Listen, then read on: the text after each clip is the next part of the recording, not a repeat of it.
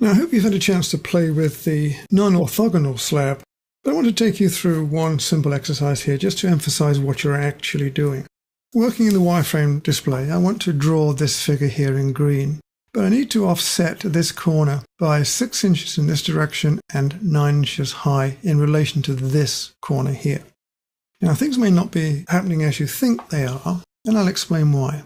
So I'm going to go to my primitive slab, turn off orthogonal, and start my slab. The base here is 1 foot by 9 inches. So I'm going to start here, top orientation, going in this direction, 1 foot, so 1 at the keyboard, data point to accept, this direction, 9 inches, so 0.75 at the keyboard. There's my base. And now it wants to do the non-orthogonal orientation. Now I need to use the side compass, so I'm going to press E.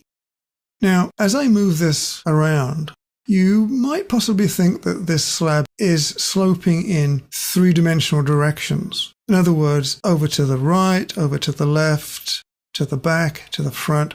In fact, it's not at all. Since I've got AccuDraw's compass in the side orientation, that slab is actually being rotated only in the plane of the compass. In actual fact, it's only rotating in the side orientation.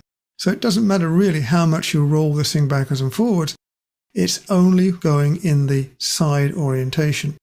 Now you can test that by placing several of them and then rotating afterwards, or ideally tiling the views and looking at the front and plan views of my object. Here's my three-dimensional. Now just look at the front and the plan. Notice that it doesn't matter which way I turn this thing, the only movement is in the side orientation plane, the plane of the compass. That's what I'm talking about. Let's get back to isometric here. Now the next thing I need to do is to develop my 9 inches height and the 6 inches offset. So to do that, I must start here, of course, and go 6 inches and 9 inches. So I'll do the 6 inches first. So I'm just going to lay this down in the y-axis. I'm going to enter my horizontal dimension, which is 6 inches. So 0.5. That gets me to a point at this location, 6 inches from my starting point. Now I need to go vertically upwards. So O at the keyboard. Compass locates to that new point. Now I can drag it upwards, the vertical 9 inches. So 0.75 at the keyboard. And there's my 9 inches height offset. Now I can left click.